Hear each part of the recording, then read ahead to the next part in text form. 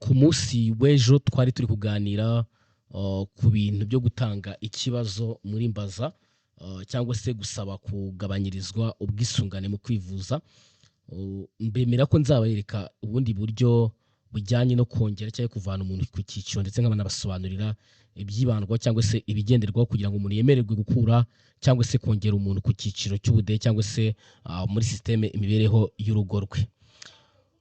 Mbere y'uko mbafasha kumenya uburyo bongera cyangwa bakura umuntu ku cyiciro n'impamvu zitandukanye zigenderwaho, reka mbanze nsubize abantu bambajije ku bintu byambaza, kuko bakomeje kubibaza bijyanye na mituweli cyangwa kugabanyirizwa umusanzu w'ubwisungane mu kwivuza. Ku bantu bamwe batasobanukiwe ngo amafaranga yo kwishyura ntibazi ayo bishyura, ntibazi icyiciro barimo bitewe n'impamvu zitandukanye cyangwa se bitewe n'ubwo nta makuru bafite. Mbere na mbere nk'uko minisiteri y'ubuzima, minaroke, minisiteri zitandukanye, itangazamakuru ryabivuze hagisohoka ibyiciro bishya bya mituweli, hari ibyiciro bitandukanye cyangwa se hari imisanzu itandukanye. Umusanzu wa mbere ni abantu bazishyurirwa na leta 100%. Mbese bamwe tujya kudekara bakababwira ngo uru rugo rwishyurirwa na leta. Abo ni abantu batagira icyo bishyura kugira ngo nyine bavuzwe kuri mituweli. Urugo rwa kabiri ni urugo rwishyurirwa na leta 1000. Bivuze ngo ku bagize umuryango leta igenda ibishyurira 1000 naho bakishyura 3. Abakurikiraho ni abantu bishyura 5000. Abakurikiyeho ni abantu bishyura 8000. Abanyuma ni abishyura 20,000 kuri buri umwe ugize umuryango. Hari benshi bari kumbwira ngo abishyura 4 nta cyiciro cy'4,000 kiriho. Nkuko mbivuze, nabishyurirwa abishyura 3 leta ikabishyurira 1000, ubwo nibo twakakwiye kwita ngo naba 4, abishyura 5, abo 8 n'aba 20. Ndakeka icyo ngicyo rwose kitazongera kugaruka. Ikindi kibazo ni abantu bari kuvuga yuko batanze ibibazo muri mbaza, yaba iya hano mu irembo, iyo twari turi kuvuga hejo utarayibonye yareba video ibanziriza iyi, ni iyi mbaza dutangamo ibibazo. Ntabwo ari ibibazo bya mituweli gusa, ni bya mituweli n'ibindi bibazo abaturage bafite batakemuriwe, babitanga banyuze muri mbaza. None umuntu akambaza ngo yatanze ikibazo muri mbaza ariko ntarabona igisubizo. Nta wundi muntu waguha igisubizo uretse inzego zibanze. Ni ukwegera sedo cyangwa se ushinzwe imibereho myiza y'abaturage ku kagari, ukamubwira yuko wasabye kugabanyirizwa mituweli ariko utabonye igisubizo. Icyo gusaba ni message ubona irimo nimero ya dosiye. Iyo message urimwereka akakubwira impamvu, akakubwira ati urugo rwawe basanze nta kintu kigomba guhindukaho, uzishyura n'umundi mituweli ya 5, iy'umunani cyangwa se iya 20. Cyangwa akakubwira ati ndabona hari ibintu bakikubaraho wagaragaje ko bitakikubarirwaho, ahubwo ntabwo byagakosoka, reka tubigukosorere, ukavaho ngo babigukoreye. Cyangwa se wasanga twa tugari turi guteranya inteko, bakavuga ati ntujya witabira inteko, mu nteko twarabikoze udahari, ku wa kabiri uguzitabira inteko uze ubisobanure. Ku wa kabiri ukajya mu nteko, ikibazo cyawe ukagitanga bakabikemura. Bivuze ngo ntuzicare mu rugo gusa ngo ibibazo byawe bizakemuka. Nimba waratanze request ukaba utariho n'igisubizo, egera inzego zibanze zigufashe. Turi kumwe. Ikindi ngo ari abantu ku kagari banze gufasha, bababwira ati nta bufasha, nta gahunda, ibyo ntago bishoboka, twebwe ntago turi gukora ibyo bintu byo kugabanyiriza, genda wishyure mituweli. Kandi bakaba ari 20,000 kandi ubushobozi bwabyo bine bitahura 20,000. Wikicara cyangwa se ngo uhore wandika muri mbaza, kuko n'ubundi muri mbaza bisubira ku kagari kandi akagari ntigashaka kubihindura. Urumva waba uri gukora ubusa. Egera akagari wongera ubabaze, ubabwire imbogamizi ufite, ubereke ko bidashoboka. Niba byiza ujye mu nteko z'abaturage utangira ikibazo muri rusange, aho umuturage akuzi avuga ati rwose uriya mukecuru, uriya musaza afite ubumuga, uriya musaza arya avuye kuvomera abantu amazi, arya avuye kwikorera inkwi z'abantu, arya avuye guhingira runaka, nta kintu rwose agira, 20,000 ni byinshi. Rubanda rwaje mu nteko rugufashe gukemura ikibazo. Nubona ibyo byose byanze, ufata umwanzuro ujye ku rwego rukurikiye, wegera umurenge, ujye gusura cyangwa kureba uwo bita asoke mu biro by'umurenge, affaires sociales w'umurenge, cyangwa se ushinzwe imibereho myiza y'abaturage ku rwego rw'umurenge. Umuganiriza ikibazo cyawe, uko wakigejeje ku rwego rw'akagari, uko wakigejeje mu nteko z'abaturage, ariko banze kugikemura. Nibirangiza ukabona umurenge ntabwo ugufashije, witabaze asoke w'akarere, affaires sociales w'urwego rw'akarere.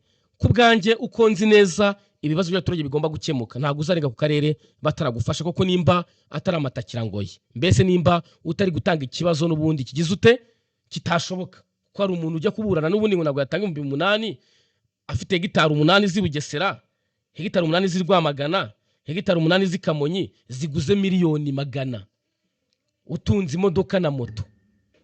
Usanga umuntu w'Ikigali ari we mukene, nubwo witwa ngo utuye mu ntara ariko utunze umutungo, n'umuntu w'Ikigali atazigera natekereza gutunga.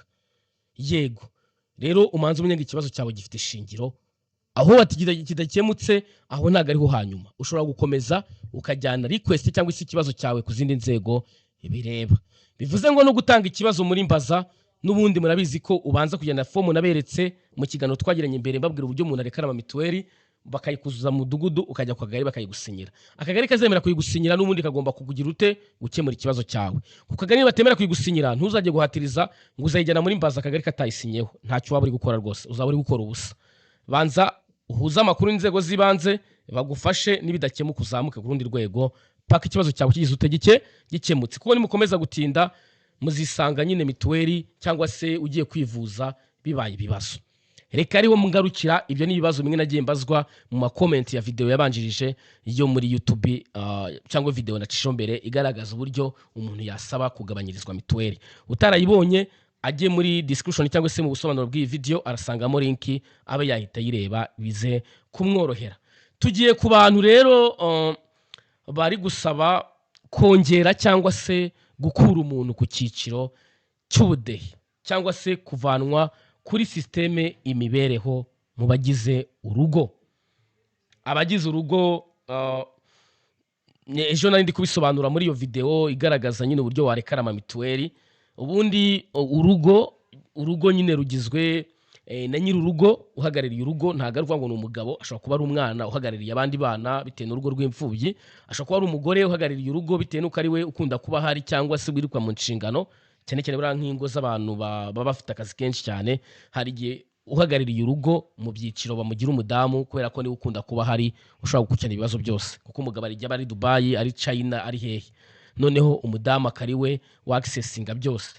Nyaboneka nitugahita tuvuga nyine ngo umukuru w'urugo wumva igihe cyose nkamwe bya kera ari umugabo. Oya, ntago umukuru w'urugo bivuze umugabo, ni umuntu wese ukurikirana ibikorwa by'urugo. Bivuze nimba umugabo n'umugore ari abarimu, umwe ari umwarimu Nyagatare, undi ari umwarimu mu Bugesera, urugo rubaruye Bugesera, bibaye byiza uwo uri Bugesera niwe wakurikirana ibikorwa by'urugo, kubera ko niwe akenshi umutekano, irondo, isuku, ibiki, ibyo byiciro by'ubudehe niwe bisanga, kuko bisanga yicayeho mu rugo, bisanga ari hafi aho ngaho ku buryo amakuru amworohera. Kugira rero hagire nyine umuntu wongerwa mu bagize urugo, ubwo hari uhagarariye urugo n'abagize umuryango. Buriya ugiye kwishyura mituweli nibwo ubona urutonde rw'abagize urugo.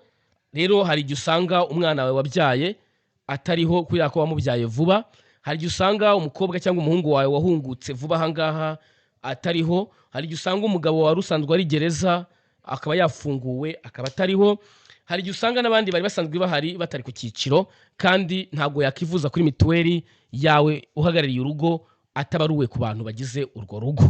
Ese byagenda gute kugira ngo uwo muntu yongererwe ku cyiciro cy'ubudehe? Icyo ni kimwe. Ikindi ni ikintu kijyanye no kuvana umuntu ku cyiciro. Hari igihe ujya kwishyura mituweli uzi ko ugiye kwishyura abantu 3 b'ibihumbi 5,500 bikaba ibihumbi 15, ugasanga hariho undi muntu washyingiwe mu bihumbi 2015, ugasanga aracyakubaruyeho kandi nawe afite icyiciro cy'ubudehe aho atuye. Ese uwo muntu azava hate kugira ngo hasigare nyine abo ngabo muri kumwe mu barina ku cyiciro cy'ubudehe? Ariko bitavuze yuko nimba ufite umukwe, nimba ufite umukazana, nimba ufite umukobwa, nimba ufite umuhungu, bakaba bari ahantu runaka pembeni, bakaba nta bushobozi bafite, bakibaruye ku cyiciro cy'ubudehe cyawe, ngo uzabakureho uzi ko n'ubundi ntabyo bashobora. Ushobora kuba ufite umwuzukuru, ufite n'abandi bantu badafite aho babarizwa, ushobora kuba ubabereye umukuru w'umuryango ku mpamvu zitandukanye, kugira ngo babone nyine ibigenerwa umuntu ubarirwa mu muryango bitewe n'impamvu runaka. Ibi mbivuze yuko abantu benshi cyane bumva igihe cyose bashakiye gukuraho umuntu bamukuraho mu cyiciro cy'ubudehe. Hoya rwose bigira icyo bigenderaho, nicyo tuje kureba mu kanya. Mbere yuko mbereka cyangwa se mbabwira ibigenderwaho, hari fomu naberetse ejo, ni fomu mba mbitse nyine dukoresha iyo turi gufasha abantu mu maserivisi atangirwa kuri murandasi. Mbibutsa yuko iyo ukeneye kwihugura kuri murandasi cyangwa se gutanga serivisi zitangwa muri murandasi, dufite programme y'amezi 3 iba iminsi 2 mu cyumweru, ikarangira mu mezi 3, itangwa muri weekend guhera kwa gatandatu no ku cyumweru guhera saa 12 kugera isaa 2 z'ijoro. Twiga nyine uburyo batangamo serivisi zo kuri murandasi, tukiga ama platform atandukanye n'uburyo wayakoresha kugira ngo utange serivisi, tukiga guhanga umurimo mu gutanga izo serivisi, tugafasha abantu kumenya uburyo bakusanya ibikoresho kugira ngo batangiye gutanga izo serivisi, n'uburyo bwo kubaka business mu buryo burambye bwo gutanga izo serivisi. Programme ntago ibihenze, icyo usabwa nta kindi, uri bwiyandikishe kuri linki urabona muri comment ya mbere iyi video kugira ngo nawe witabire. Ishuri ryatangiye mu minsi mikeya, tumaze nk'iminsi 2 gusa, urumva ko nawe ushobora kujoininga hakiri kare kugira ngo tube twakomezanya kwihugura kandi kwiga, tukazajya dutanga serivisi mu buryo buri professional, kubera ko nubwo waba utanga serivisi ari usanga nta namakuru bufite. Kandi ikindi, ubu gutanga ubufasha ku buntu muri company yacu byarahagaze. Turaduha ubufasha abanyeshuri bitabira ishuri ryacu, abandi bose bazajya bashaka support, bazajya batanga umukiriya wabo, tumubafashe nyine tumuhe serivisi, uwo muntu wamuduhaye tumuhe pourcentage yo kumukiriya yishyuye, cyangwa se yishyure aya consultance yo kumwereka uburyo ari bufasha umukiriya, none hafasha umukiriya. Consultance tuyitangira 10,000, ugazajya ureba nimba serivisi watanze wenda iri hejuru cyane 10,000 wishyure consultance, cyangwa se umukiriya tumuca amafaranga twebwe tumufashe serivisi, wowe wishyurwe pourcentage ya commission. Platform yacu ubiri no kwemerera abantu baba agent kuba nyine baza bakajya batanga abakiriya bakeneye serivisi nk'izo gufata amahugurwa, gusaba serivisi, bagahembwa commission muri system. Iyo platform rwose vuba hanga iraba iri launched cyangwa se buri wese ayikurikirana. Reka twikomereze aho nari ndimo ndamenyesha abantu bakomeje gutanga serivisi mu buryo butari professionnel cyangwa se badafite ubumenyi. Nyaboneka wafatanya n'abandi ugahugurwa cyangwa se ukakira ubumenyi, ukazajya ukora ibintu uzi neza, ibintu ufite mu burambe, atari kujya guturira abaturage ngo yibonera amafaranga gusa. Gikora ibyuzi kabisa. Hano dufite form cyangwa se dufite urupapuro ruriho imyirondoro. Iyi ni ifishi bita ifishi yo kongera umuntu cyangwa gukura umuntu ku muryango cyangwa se kumukura ku rugo. Ese ninde bakuraho? Ninde uva ku rugo? N'umuntu uba yarubatse urugo, mbese yarashingiye byeme n'amategeko, kubera ko abazagutuma icyemezo cya mariage cy'abo bantu kigaragaza ko bamaze gushyingirwa kugira ngo bagukureho uwo muntu. Ikindi nuko uwo muntu yaritabye Imana. Ku muntu wapfuye udekarara icyangombwa cye cyuko yitabye Imana, wamara kukibona akacyo witwaza ku kagari utwaye n'iyi form. Iyi form rero ujyana ku kagari, mu mudugudu bakayisinya, ukajya ku kagari, wava ku kagari nyine bagahita bamugukuraho. Nkuko ibona hari amazina yawe n'umukono, hari amazina y'uhagarariye umudugudu n'umukono, hari amazina ya sedo n'umukono, hari amazina ya executive w'akagari n'umukono. Wabibonye hano hasi. Aba bose bagomba gusinya kuri urupapuro kandi bagomba kwemeza ko ibimenyetso bagize ute wakoresheje. Kongera umuntu rero nuko umwana yavutse, sibyo? Ni umwana mwakire mu muryango, ashobora ari umwuzukuru mwakiriye, nabyo bitangira ibisobanuro, cyangwa se ari umwana wo ku muhanda ufite ibibazo bikomeye cyane mushaka kwakira, umwana wo kwa so wanyu, kwa nyoko wanyu, kwa nyogosenge n'abandi bana nyine mushobora kwakira, sibyo? Hari indi mpamvu rero nayo urayisobanura nyine impamvu ushaka kongeresha uwo muntu ku cyiciro, hano bagahita bayisobanura. Iki ni kimwe. Ikindi noneho kuvana umuntu ku rugo, mbese kugira ngo umuntu adakomeza kubarwa ku rugo mu byiciro by'ubudehe. Ni umuntu witabye Imana, ugaragaza icyangombwa cy'uko yitabye Imana kidagaragazwa mu irembo. Ni umuntu washinze urugo cyangwa ufite urugo rwe rwihariye. Ikintu cya mbere bitaho ni ukuba ari mariye nyine byemewe n'amategeko, mbese yarashingiwe imbere y'amategeko. Indi mpamvu urayivuga hano, icyo gihe nyine bavuga ati yashatse umugabo nubwo ari mu buryo butemewe n'amategeko, ubu yarashatse. Yagiye ku ishuri atanga ubwisungane mu kwivuza nk'umunyeshuri wa kaminuza. Ni umukozi wa leta, akoresha rama nubwo atubariyeho ku cyiciro cy'ubudehe, n'ibindi ushobora gushyira hano bindi bikajyaho. Iyi formulaire niyo ikoreshwa. Noneho uyu munota y'iyi formulaire imaze kuzuzwa nibwo uhita ugaruka muri platform twakoresheje ejo yambaza, tugatanga request cyangwa se ikibazo cyabo nk'uko twabikoze kuri ya form isaba kuba umuntu yakurirwaho mituweli cyangwa se yagabanyirizwa mituweli. Na hano niko tubigenza, turaza tukinjira muri form cyangwa se muri konte yacu y'Irembo account. Nabigishije ukuntu bakoramo konti, ukanda nyine kwiyandikisha hano, fungura konti, niho ukanda kugira ngo nyine ugire konti yawe uzajya usaramo serivisi. Iyi konti ntago ihuye n'umu agent, iyi ni konti y'umuturage.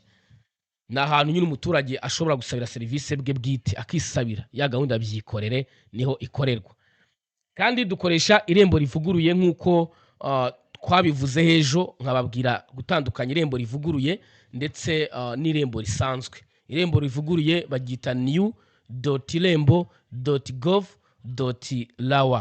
Iryo ni Irembo rigize ute, ni Irembo rivuguruye.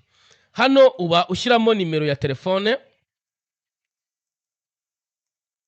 hano hasi ugashyiramo umubare w'ibanga wakoze uri kwiyandikisha muri konte y'Irembo bushyashya kabisa, ukinjira. Iyo umaze kwinjira kuri iyi konte baguha umubare wo gusuzuma. Hano hajemo akareri, check.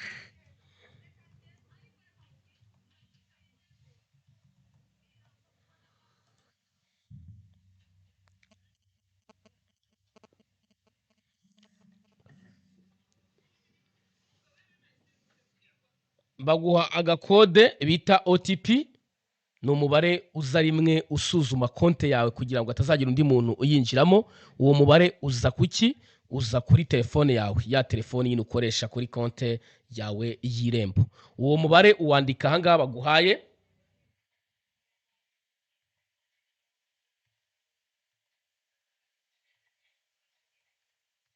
iyo umaze kuwandika ukanda no continue cyangwa gukomeza kugira ngo ugere muri konti. Bivuze ngo ya formulaire wamaze kwisinyisha mu mudugudu, washyizemo umuntu ugira ute, umuntu ushaka gukuza cyangwa kongera ku cyiciro. Hano hari amazina y'uhagarariye urugo, nyine ubwo ni nyir'urugo nyine mu cyiciro cy'ubudehe.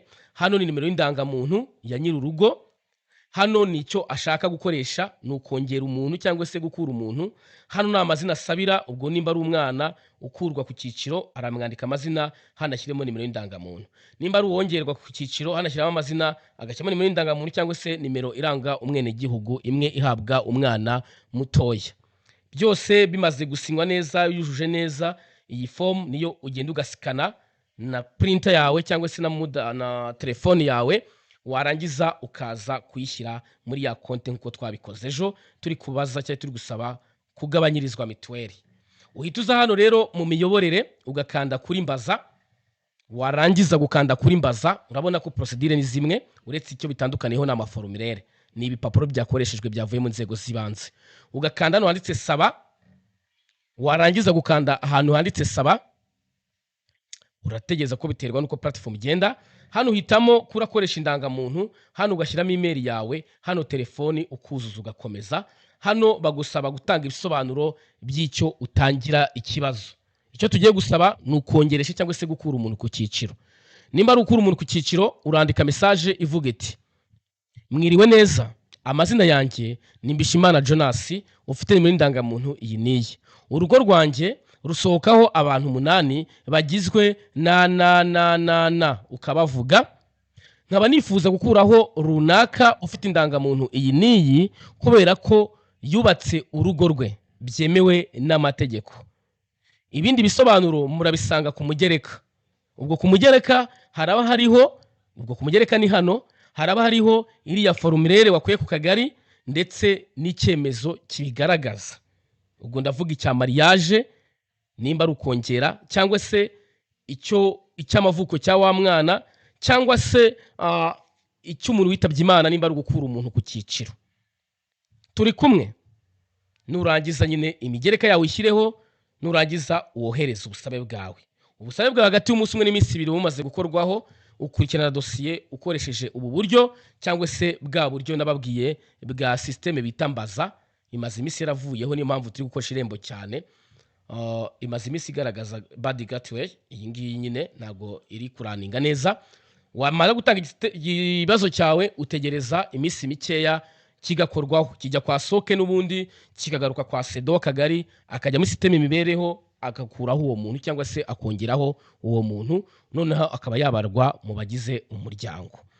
Aha ngaha tubagezaho amakuru cyane cyane kuri serivisi za leta ndetse n'amakuru ku bibangamiye rubanda bituma abaturage batabaho neza, kugira ngo buri wese ajye abaho ari update cyangwa se amenye ibigomba kumukorerwa cyangwa se ibyo agomba kubonamo ubufasha hakiri kare, kugira atazisanga yarasigaye inyuma y'abandi. Nimba ari ubwa mbere nyaboneka udukurikiye, ntucikwe n'ukana subscribe ndetse n'ivyo menyekanisha kugira ngo amakuru cyangwa se ibiganiro tubagezaho ujye ubibona mu ba mbere. Uramutse ufite igitekerezo wakindika muri comment cyangwa se ukatwandikira kuri WhatsApp ubona muri comment ya mbere y'iyi video. Mbifurije umugisha w'Imana kandi Nyagasani akomeze abane namwe.